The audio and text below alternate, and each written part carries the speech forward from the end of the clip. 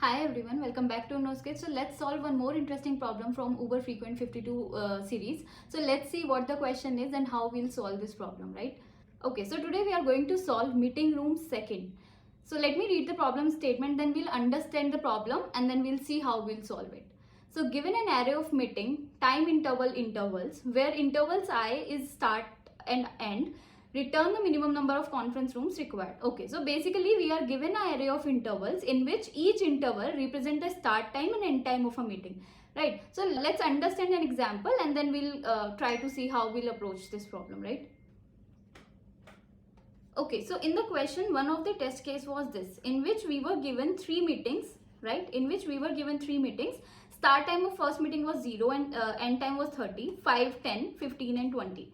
Right, so when we'll start scheduling our meetings, when we'll start scheduling these meetings, we'll schedule the meeting having start time smallest, right? So if this is the smallest start time out of all the meetings, so this meeting will be scheduled first, right? This meeting will be scheduled first. So let's schedule this meeting from 0 to 30, right? So okay, so this is 0 and this is 30. So we have scheduled this meeting, right? So one room will be required to schedule this particular meeting. Now after scheduling this meeting, if let's say one meeting was starting from 8, another was from 9 and another was for 9:15. So after this meeting, we'll schedule this meeting, right? After 8, we'll schedule the meeting starting time 9 with starting time 9 and then we'll go to this. That means we are starting from smallest start time. And then we are keep on scheduling the meeting. So after this meeting, we'll schedule 5 to 10 one. So let's schedule this meeting. So from 5 to 10, right? Second meeting will be this. So let's schedule it.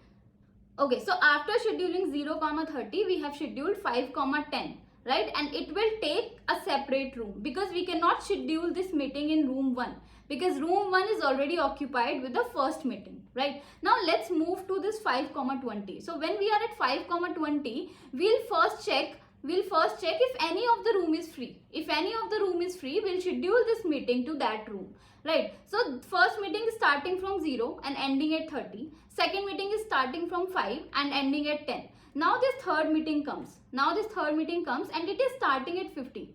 So we'll see if any of this meeting has been ended. So this will end at 30 and this will end at 10. That means this room 2 is free when this meeting comes, right? This room 2 is free when this meeting 3 is coming, right? So we'll schedule this meeting into the same room, which is 15 to 20. So we'll take room 2, this has been finished, right? And we'll schedule this meeting into room 2 starting from 15 and ending in 20. That means minimum number of rooms required by these meetings will be 2. Rooms required will be 2 because this is ending at 30 and in room 2 we scheduled these 2 meetings because this meeting has been finished before this meeting came, right? Okay, so this was our example 1. So first point we saw that we'll keep on scheduling the meetings from the starting time. So if let's say we are given an array of interval, first of all we'll sort the array based on the start time, right? So we'll sort the array based on the start time because we cannot schedule the meeting which have to be scheduled at 11 and we are scheduling it at 10. That is not possible, right? So we'll have to start scheduling the meetings like 9, 10, 10, 15 and 15, right? Similarly, the meeting having start time lesser will be scheduled first and having the start time greater will be scheduled later, right? So first we'll sort the array based on the start time. This was the first point. We'll sort the array based on the start time. Now let's take another example. Okay, the second example is this. There are these 5 meetings given, right? These 5 meetings given. We have to schedule these meetings, right? We have to schedule these meetings and we'll have to tell the minimum number of rooms required to accommodate all the meetings, right? Okay, so let's try, first of all we discussed that we'll schedule the meetings based on start time. So let's first sort this array. Let's first sort this array of interval according to their start time. Okay, so after sorting the intervals array based on the start time, we'll get this. Now let's start scheduling the meeting. So this very first meeting will be requiring one room, right? So room is equals to 1 when we schedule this meeting. So 2 to 4. Perfect. Now after this 2, 4, this 3, 6 is coming. This 3, 6 is coming. So let's schedule this 3, 6, right? Let's schedule this 3, 6. First we'll see, this is room 1, right? First we'll see whether this 3, 6 can be accommodated to this 2, 4. If this is possible, we'll schedule this 3, 6, which will schedule this 3, 6 into the same room we scheduled this meeting. Okay, so how can we check whether the start time is greater? That means if it is 5, 6, that means this meeting is already been finished and now we can schedule 5, 6 into the same room. But still the meeting is going on. Still the meeting 1 is going on and this meeting is coming. That means we'll be needing a separate room, right? So let's schedule this 3 to 6 will be needing a separate room. So room 2 will be required. This is 2 and 4. This is 3 and 6, right? Okay, let's come to 3, 10. When we'll come to this 3, 10,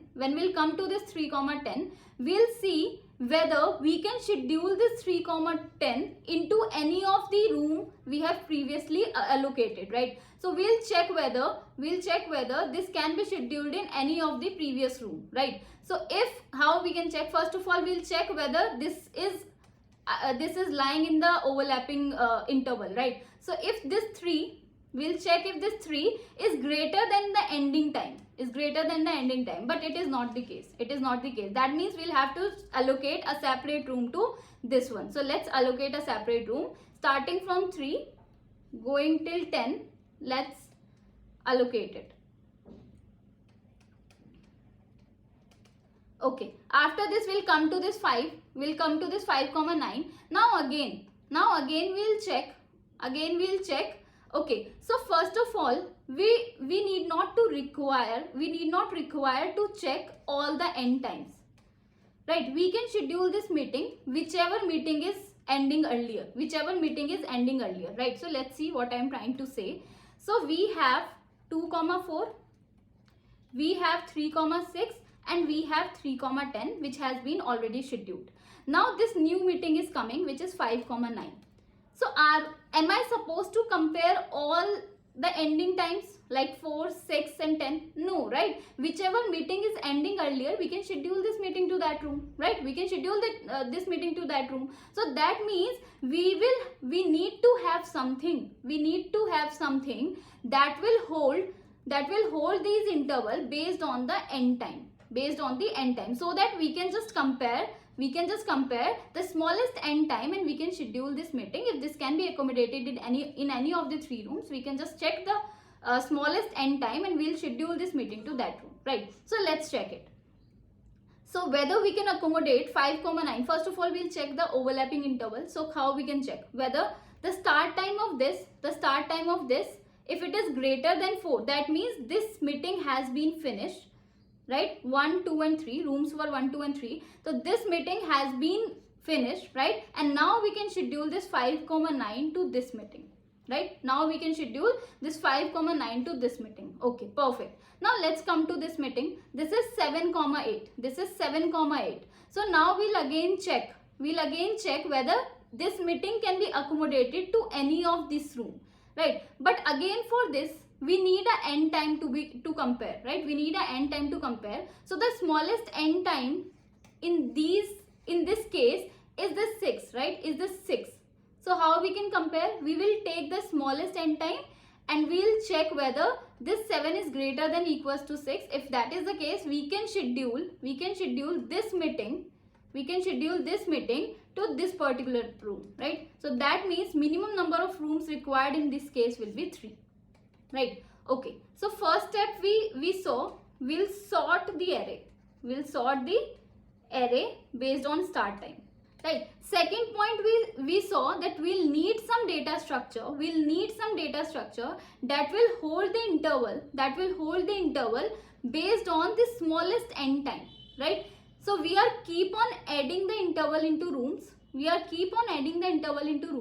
And also these rooms are in the order where end time is smallest will be at the top. Do we have some data structure that can accommodate this work? That means minimum end time should be at the top. Yes, we have one data structure which is min heap, right? Which is min heap. So min heap will keep the smallest end time at the top, and then we'll keep on comparing the smallest end time with the current interval, right? So what I'm saying, this is the starting interval. So we'll keep this 2,4 into our min heap. Let's say this is our min heap, right? Let's come to this. So now min heap at the based on end time, right? Based on end time. So we'll compare the start time of this interval with the end time of this one. Are they overlapping? Yes. Are they overlapping? Yes. That means 3 will overlap with this interval. That means it will require a separate room, right? So we'll schedule it in a separate room, right? Again we'll come to this 3. We'll again compare the start and end time. We'll compare the smallest end time, whether the meeting having the smallest end time has been finished. So 4 and 3, no, this is coming before it is getting finished, right? So this will again need another room, right? So we'll again schedule it. Let's come to this 5,9. So this 5,9, this 5,9 and this 2,4. So when this 5,9 will come, this has been finished, right? So we can schedule 5,9. So currently the min heap state will become this, right? Again when this meeting come, we'll see whether any of the meeting is getting ended. 7 and 6, yes, this is getting ended. So that means we'll delete this and we can add 7,8, right? So now when we have finished all the intervals, at this time the size of the min heap is 3, and that means minimum rooms required will be 3, right? So let's quickly code it. So first of all, what I'm saying, I'll sort the intervals based on the start time. So arrays dot sort, right? So first what I'm saying, I'll sort the intervals array based on the start time, right? After this, what I'm saying, first meeting will always require a room, right? So we'll create a priority queue that will be a min heap based on the end time, right? So first I sorted the intervals array based on the start time. Now I created a priority queue which is a min heap, right, based on the end times, and now I inserted the first meeting into a min heap, right? Now let's start traversing over each of the meeting. Now what we are saying, when we are at this particular meeting, we'll go to the min heap, we'll check the top element of the min heap, and we'll compare whether this meeting that is already been scheduled is getting finished before this meeting, right? So how we can do that? First of all, we need the current meeting. So let's get the current meeting. We'll check whether the current meeting which is already been scheduled, the ending time of this meeting, if it is less than equals to the start time of the current meeting, right?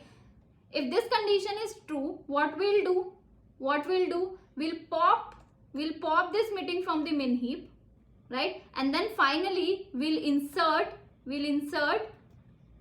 this meeting to our min heap, right? And then finally whatever will be the size of the min heap, we can return that.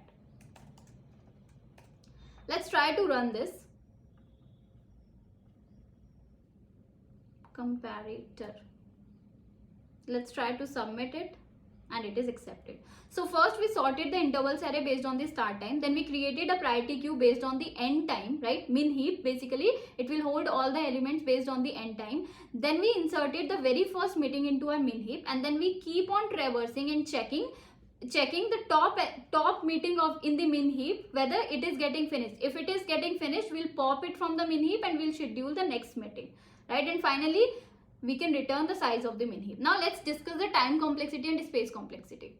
So first we'll discuss the time complexity. First step is we are sorting the array of intervals based on the start time. So that will clearly take O of n log n time, and then we are inserting elements into our min heap, right? So in the worst case, each and every meeting, let's say we have n meetings, in the worst case these n meetings may get inserted into the min heap, and inserting all the n elements into the min heap will take O of n time, right? So there is some mathematics behind this, why inserting all the n elements into a min heap is O of n time, right? You can go through that mathematics, and if you want us to create a separate video for that, we can do that, right? So the time complexity for inserting all the n elements into min heap in the worst case may take O of n time. So the overall time complexity will be O of n log n, right? Now let's discuss the space complexity. So space complexity will be, again we are storing all the n elements. In the worst case, we can store all the n elements into min heap, right? So that means the space complexity will be O of n in this case. So this is the space and time complexity for this problem. So I hope you understood the concept of scheduling all the meetings into minimum number of rooms, right? There are multiple problems related to this problem, so maybe you can go through some of them. I'll try to attach the link below in the description box. You can try to solve those problems. Yeah, that's it for this video. I hope you like this video. If you like it, please hit the like button. Please subscribe to our channel. It will give us motivation to create more videos. So yeah, we'll meet in another video. Till then, keep learning. Thank you.